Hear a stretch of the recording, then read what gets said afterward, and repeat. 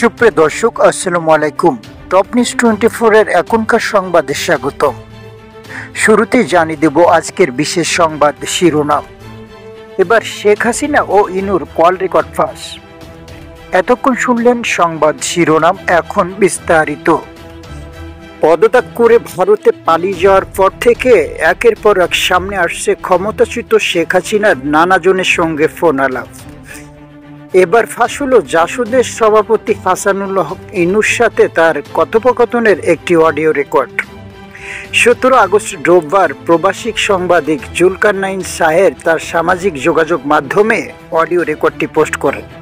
5 minute 34 সেকেন্ডের এই অডিওটিতে হাসানুল হক ইনু হাসিনাকে বলছেন, আপনার ডিসিশনটা খুবই কারেক্ট হয়েছে প্রধানমন্ত্রী, আপনি একটু দয়া করে সবাইকে অ্যারেস্ট করতে বলেন, তাহলে আর মিছিল করার লোক থাকবে না।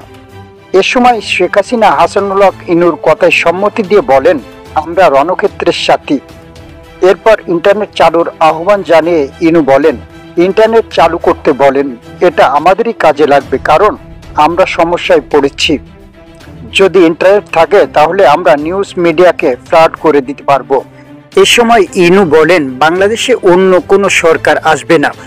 জামায়াত শিবিরকে ধরার পরামর্শ দিয়ে জাসদের সভাপতি বলেন, জামায়াত শিবির আবারও এক্সপোর্ট হচ্ছে, এই সুযোগে তাদের মেরুদণ্ড ভেঙে দেন। এছাড়াও আওয়ামী লীগ সরকারের পতনের পর গত 1 বছরে দলটির সভাপতি ও সাবেক প্রধানমন্ত্রী শেখ হাসিনার প্রায় হাফ ডজনেরও বেশি কল রেকর্ড সামনে এসেছে, যার সবগুলোই গা শিউরে ওঠার মতো।